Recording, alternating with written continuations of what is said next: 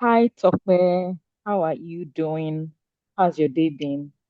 It's been a typical Tuesday. So yeah. What time is it? Already for past 4 p.m. I guess we're switching up into another part of the day, which is to wrap up. Nice. Thank you Can so say I'm having much. my second cup of coffee for the day. So yeah. Introduce yourself and just give us a walkthrough of your career journey.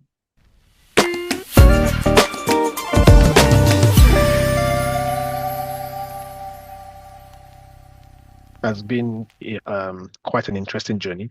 And I say quite an interesting journey because um it started off in a consulting world. I did rounds, went back into consulting, and then, I'm currently doing development finance. But in order to, you know, put it more on, specific timelines, I started off my career at KPMG in 2010 out of grad school at the University of Salford, where I did my master's in investment banking. And I was at KPMG doing financial advisory for approximately 4 years. And then I went into investment banking. And that is where I started my investment banking journey, uh, which, you know, took me from an investment bank and then took me into two corporates afterwards, Owando and Sahara, um, respectively, where I continued to do investment banking type of work, but at the corporate level.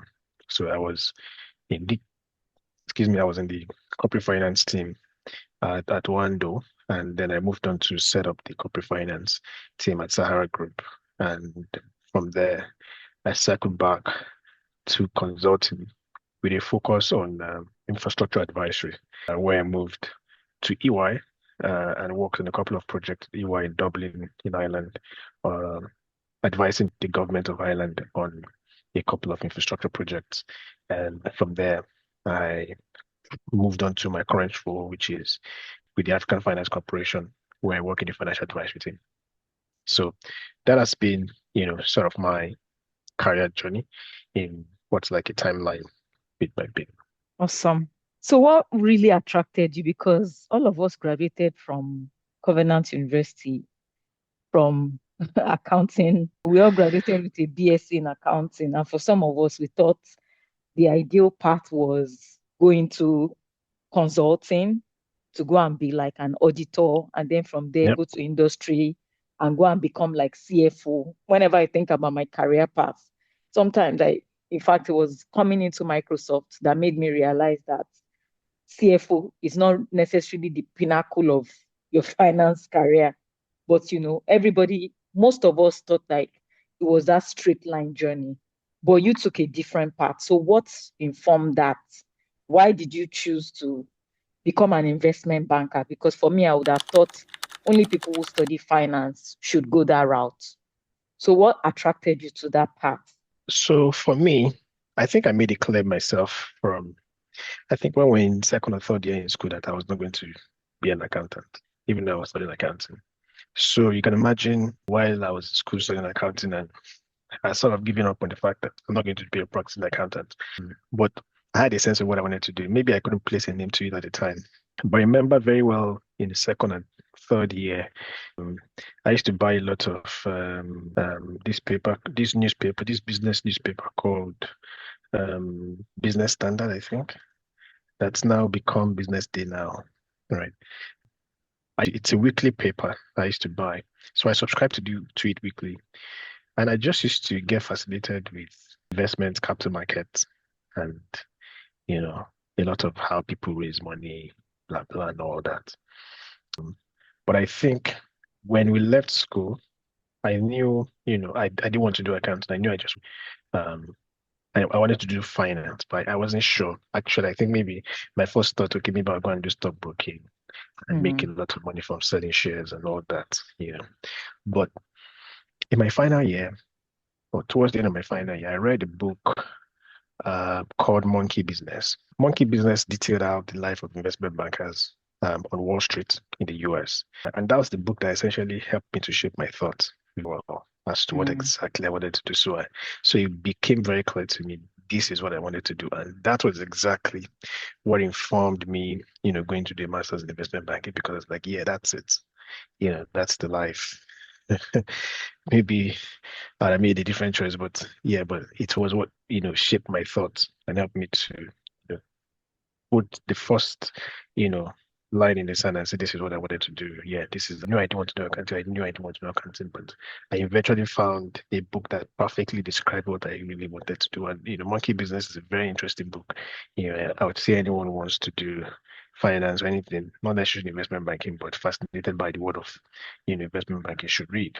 There was another book I read.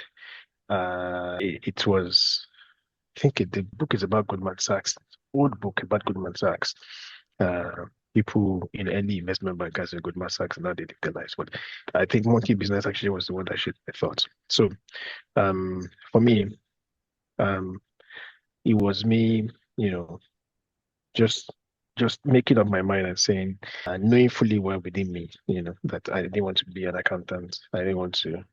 I mean, did I know, if that requirement for being a CFO I mean, you don't actually need to be an accountant to be a CFO down the line? Not really, but I think as I continued or as I started that journey, it started making sense of it along the way. I didn't have it, definitely not. I didn't have it fully mapped out. I wasn't, but I knew I was doing what I liked at the time. So when it was time for something else interesting, okay, yeah, this is fine. This is interesting. Let's move on to that. So I just kind of made sense of it along the way.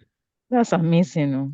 Maybe if you had told me back then, Even though I maybe I wasn't sure what it was, maybe I I knew would what I maybe didn't I want would to have do. decided not to do this, because sometimes I ask myself and I say that if I knew that an accountant could be many things, I would have explored maybe a different path. And that was what spurred my desire to start this series, just to showcase to upcoming accountants and accountants that are already like in the people that are already accountants, to kind of expose their minds, kind of expand their minds so that they can see what's possible with their Yeah. accounting degrees, that your accounting degree does not limit you to being an accountant. You can actually be many things. So it's really good to hear your story.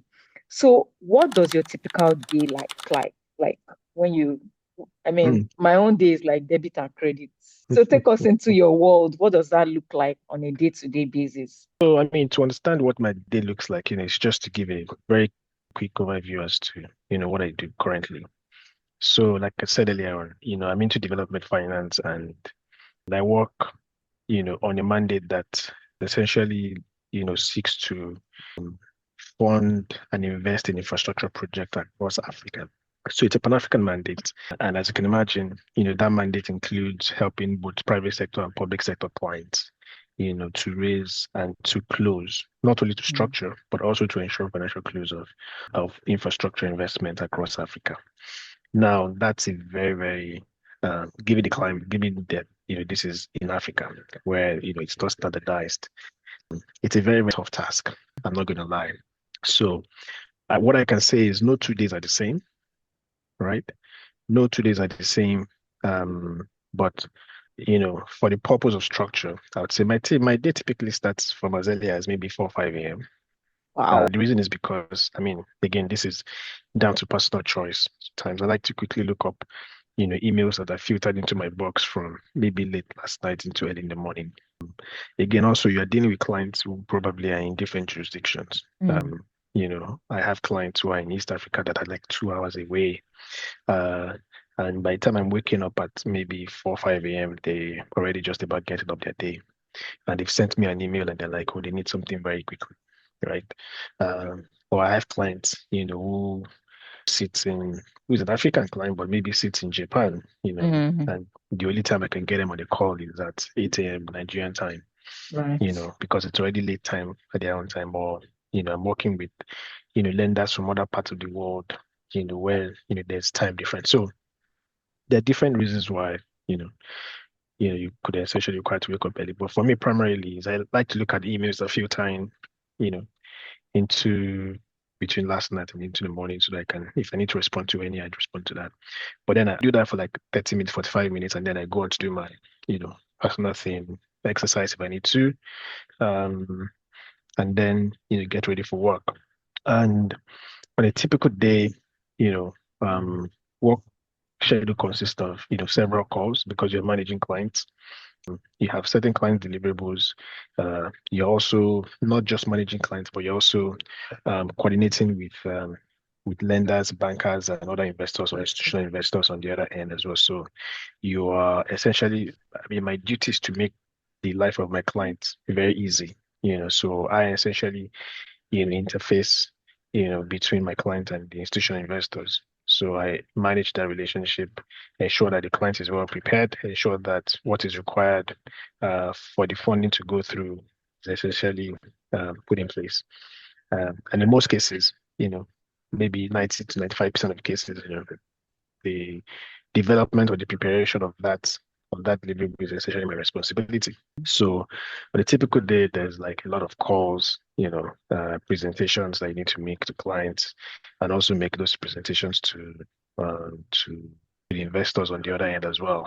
And then of course, as part of even executing, the transaction, you're also generating new transactions as well. So generation includes, chasing new um, potential deal opportunities across Africa. That is. So it's a whole lot, right, to do it within the time that you have at the office, but it's quite interesting. So between executing transactions and originating different transactions, I think I spend um, roughly, I mean, at this stage, I think I spend about 60% of my time executing and 40% of my time, trying to originate new transactions, um, mostly on a daily basis. So that's typically how my day looks like. And that involves Awesome. a lot of emails and calls Mm, and presentations. okay. Awesome.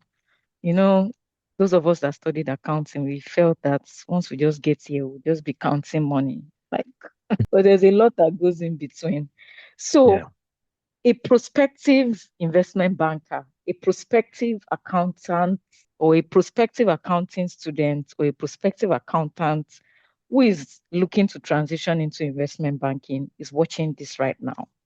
And they want to know what are the essential skills, both hard and soft skills, that are required to be successful in this career path that you've chosen. So, what would you say to that? I would say that first thing, you started on the right foot, studying accounting. Because I used to tell people, um, accounting itself is not a skill. It's essentially a very well organized body of knowledge that gives you a very solid base for anything you want to do in the world of finance, right? So I used to tell people accounting is, I mean, it's the best base, I think, because everything takes its origin from accounting. Accounting itself, is um, you know, you know, I'll just, imply it very simply, development and analyzing financial statements. And every other thing you're going to be doing, is in finance, whatever way you want to think about it, either it's in investment banking, either it's in private equity, either it's in um, um, asset management, whatever, branch of finance you want to do would require, analyzing financial statements one way or the other. So accounting provides the basis for you, right? So core, hard skill to get is the accounting knowledge that you have. And of course, another technical skill to have is, you need to be very good with your numbers. There are lots of, principles that you need to know. You need to be able to know your IRRs, your NPV very well. Of course, you need to be a very, very, not only at the basic level, but pretty much advanced financial modeler, because that's required. That's, everything you're going to be doing is going to be based on numbers. So you should be able to work your way around Excel well and comfortably. That's the non-negotiable technical skill. Another non-negotiable technical skill is presentation, because you're going to be talking through, your thoughts and ideas and structures to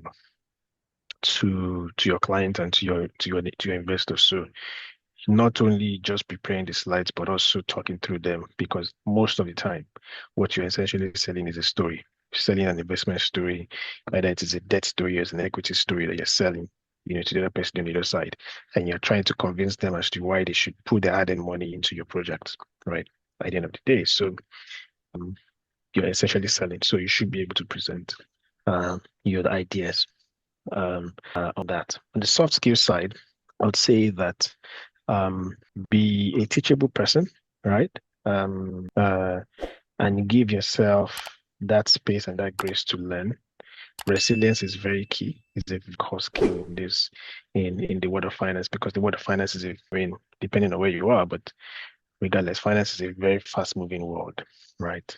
Most of the, you know, news headlines you hear today in the news has something to do with the financial markets, one way or the other. Mm, So it's a very fast-moving world. Things are changing very quickly. Even the way technology is advancing is, one of the key levers that's helping to advance, the technology and the continuous rise of AI is actually the fact that there's a robust financial market where people are raising money to advance those technological ideas. So I would say that be resilient. There are days that are going to be very terrible. You feel like, you know, quitting and, just walking away. But you need to be able to wake up the following morning and be able to convince yourself that this is what you want to do, if that is truly what you really want to continue to do. So being resilient is a very critical soft skill that you need to have. And I think, if you have all of this, the sky is not just the limit. I think the sky is the starting place. And I think one critical thing, as you grow in that career is you need to have relationship skills, interpersonal skills with people. Everything that you're going to achieve in finance is on the back of, the relationships that you essentially are going to build in life. mm, So, and those relationships, you need to start building them now, not even when you get into finance, because um, the people that are your peers today, are going to essentially be the people, who are going to be, what, in the bank MDs, who are going to be mm, the CEOs of the companies that you are going to be advising that are going to be your clients.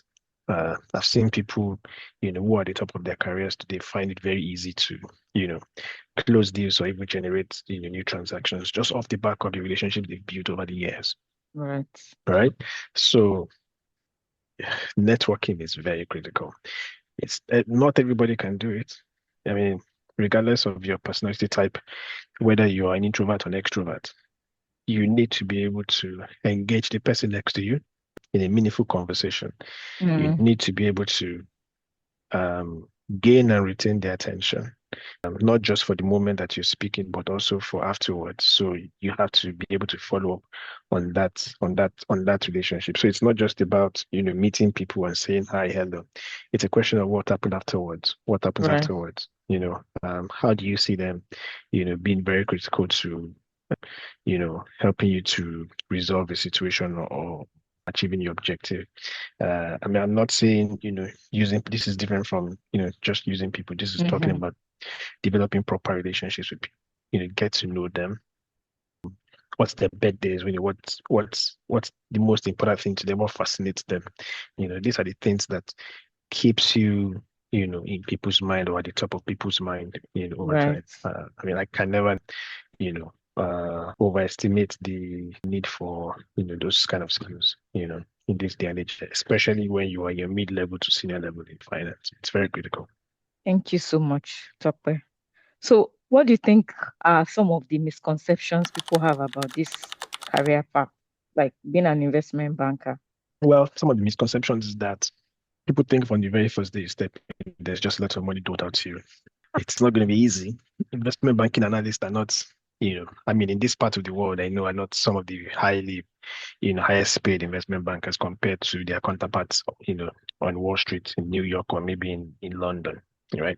Um, but I would say that, if you think that investment banking is where you want to come in to blow, that's probably the wrong conception about it. You know, um, you sort of come in and make your way through and you get to a Mm, point where, the money now begins to make a lot of sense to you, but it's not going to be the primary reason why you're going to join.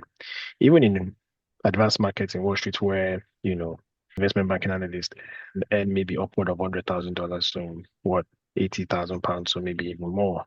The extent of work that they put in, most of them, think that doesn't justify, the pay doesn't even justify, the amount of hard work and long time, long hours they used to work both day and night.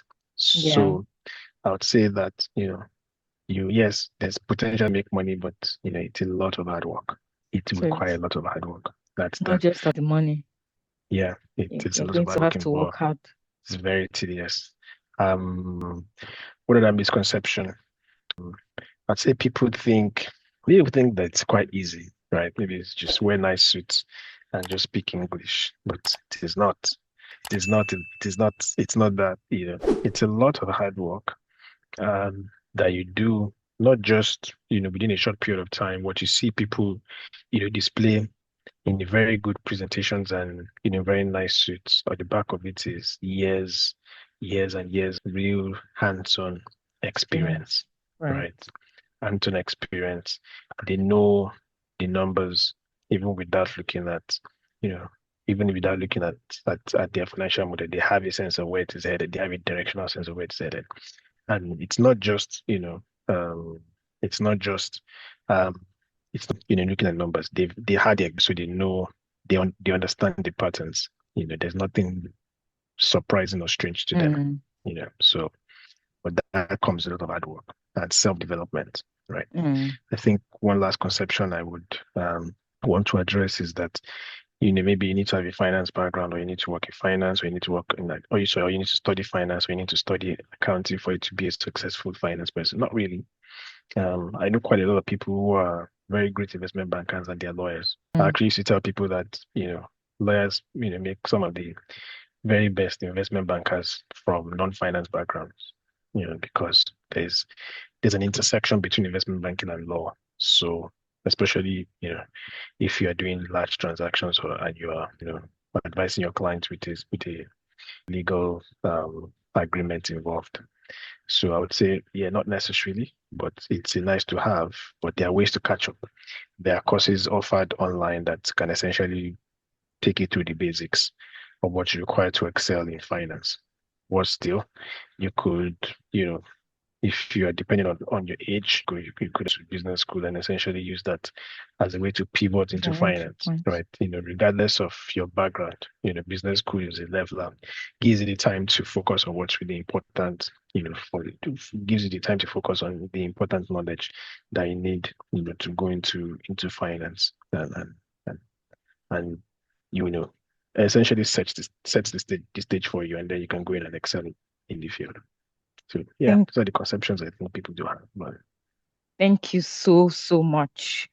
So my you've pleasure. talked about AI, talked about technology advancements, and there's always this misconception that people have when we talk about AI, um, Yeah. how AI is just going to come and displace all of us and machines are Mm. going to be doing all our jobs and all that. So as you've been in this career path for a while, how do you think this career path is going to evolve, especially with technology advancements over the next, say, 5 to 10 years? What do you think? What are some of the changes you think we can expect to see? And do you think that AI is going to displace you? So I mean, I think that there's still, I mean, AI was saying, you know, some of the applications of AI to some of the things that we do. In my own personal application of those, AI tools, maybe, ChatGPT, Cloud, and other forms of AI that can be for finance. Now, yes, there's some there's some automation that can happen, right? But there still needs to be a human interface because, I mean, if I have to run a financial model into an AI, an app, I still need to be able to intervene in terms of, structuring that financial model for the investment of the want to, present it for. All right. Question is, do I need my analyst that I used to rely on before? Maybe the right answer is maybe not. Mm, Maybe an analyst anymore, right? So I would say that at a particular level, yes, there's a level of, especially things that have to be automation, right? And maybe standardized documentation or standardized presentations or whatnot. You could essentially have AI tools that can help you to do those. But there's also an element of, the work that we do that is really, really can only be done by humans, right? yeah. Like I said earlier on, I have to get on calls, I have to make presentations, I have to talk through you. You need to speak to people. People don't invest in what they know or who they don't Mm, see. right? And again, this is Africa, right? Because Africa is a different environment. It's quite unique and dynamic in its own way. Africa has its own dynamic nuances that still require a lot of human interface. So, for example, I mean, if if the opportunity to do something in Uganda, for example, and you get on the phone to speak to someone from the office of the Minister of Finance in Uganda and say, look, we're thinking about arranging this financing package for the government of Uganda. This is what we think. You can speak all the English, but my experience as African is Africans would is what's in front of them, right? After having that conversation and they like your idea, I think the next best thing you want to do is you want to be in the office as quickly as Mm. possible. So you have to get on the plane and fly there and they actually and from my own experience, you get things faster done that way when you sit in front of people. I mean in Africa. Yeah. Um so you still have that heavy reliance on the human element in what we do, which is very important and still very critical. I don't think that is going away anytime soon. Um, but in terms of how that's the evolution of the career, going forward, I think they're the things of what we do today that I don't know how long from now, but in the coming years would probably be, maybe if not fully, but heavily, partially, automated through AI. But there's still a huge part of this that needs to that intervention. So you see all those soft skills I mentioned earlier on are very critical, Mm. very important. Technical skills. You have AI today that can be trained, to do all of those, Yeah. for you. And as a human, as in terms of your career progression, those things don't determine your career progression. What determines your Mm. career progression is mostly, what you do on the soft skill side Right. that, essentially to close transactions and generate new ones. So, yeah. Thank you so much, Dr. I think I have personally learned a lot about your world. So thank you so much for this insight. So Thank just you. to wrap up, right? Um, I know you said a lot to the aspiring accountant considering this route, but like what would be like your final parting words to someone who has been thinking, I get a lot of, I don't know what to do. I studied accounting. So someone thinking of this path, in just a few short words, what would be like your advice to them? Advice would be you have enough time. You just finished school, you still have a low lot of you have a whole lot of life ahead of you, right? And I would say that, just start with something, right? Ideally, I used to tell people to start on the advisory side of things, Mm, right? Because that essentially and quickly and rapidly exposes you to a lot of things. So if you look for a career, a work, or an opportunity, a job that essentially involves you advising people, right? I mean, that sounds strange. You're fresh out of school. What kind of advice can you give people? But it's an environment where you can quickly learn right. because you know you're going to advise someone. So yeah, even pastors read their Bible before they come to church every Sunday. So you get to read your own, do your own reading before you go and talk to that client. So I so like that. so yeah, it's one very, very it's one way you can quickly evolve and develop and helps you to get those skills that you require and helps you to shape your thoughts maybe very quickly. Uh, because it's very diverse in a way. And you have like 1 year, 2 years to make that decision. I made my own Mm, decision I would say during the service year, because during the service year, I was focused more on applying for my master's and I really knew what I wanted to do. So I was like, no, I wasn't going to do any work.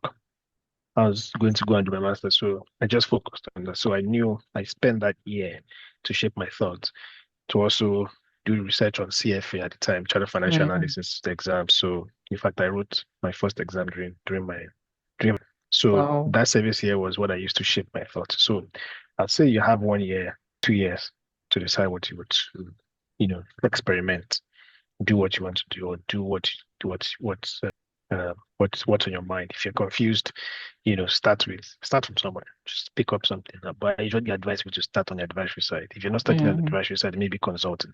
It's also a very good place. Consulting world is one very fast place where people get to know and understand, themselves. Helps you to know whether you are resilient or not, and you are built for the kind of work that finance is. mm, So if you start consulting or start financial advisory or start investment banking analyst, start. But even yeah, start as an accountant somewhere, and see whether wake up tomorrow and you're like, yeah, I like this. I feel challenged about it, and I want to do it again. So, and as time goes on, you can always evolve or Figure out your path. evolve into another role. So, one advice is just take the step and do something. Just get started. So your path is going to shine brighter as the day goes by.